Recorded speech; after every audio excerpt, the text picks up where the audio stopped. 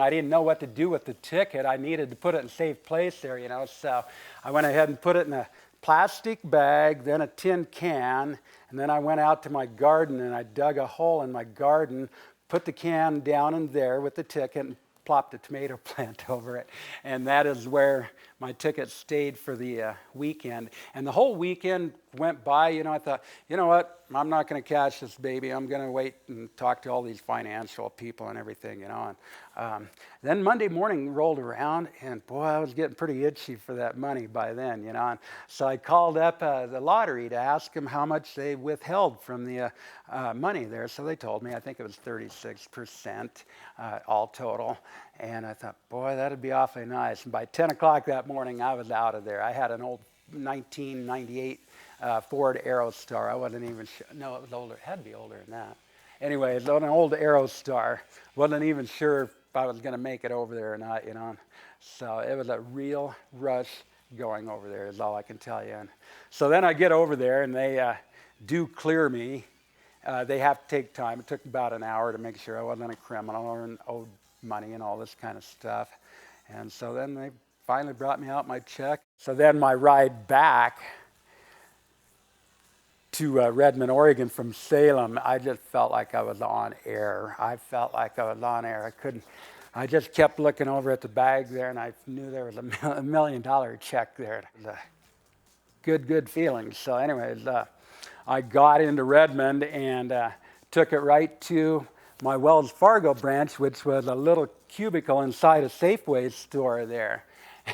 And I took it up to the gal there and said, I got a little check here I need to deposit. And she looked at it there and she jumped back a little bit more, and then she finally took her pen and started counting from the decimal point back. And I said, oh, it's $1 million.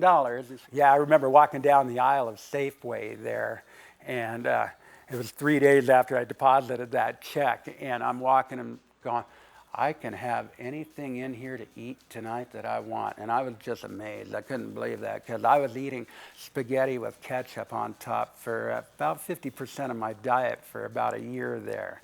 And so to be able to get anything I wanted, and I saw this jar of oysters there, and I bought a jar of oysters and a few other items and went home and pan-fried them, and it was really good. It's 20 years now, and I still don't forget where it came from, because, no, I wouldn't be sitting here now if it wasn't for that $5 ticket. The money I make now off of everything is probably equivalent to what I could make on a good paying job. The only difference is I don't have to work for it. This was a bright spot. Yeah, I've had as good of things that can happen to you, and I've had as bad of things. You know, I had a little boy that died on the operating table 6 months before I hurt my leg.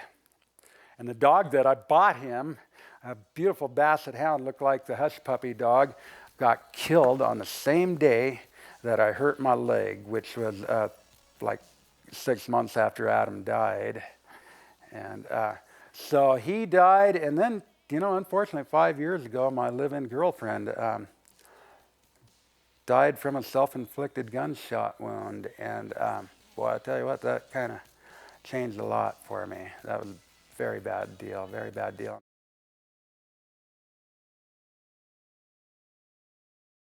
I'm out on the side of the street begging for help with a sign. I've had people throw things at me.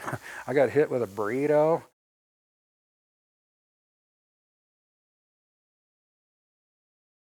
That's why I'm still out on the street out there, because nobody wants to do anything about it. I've lost my care on my leg. I've lost my social life that I had by going there volunteering. The people loved me. I'm not protesting. I'm trying to get help for myself. This is not a protest.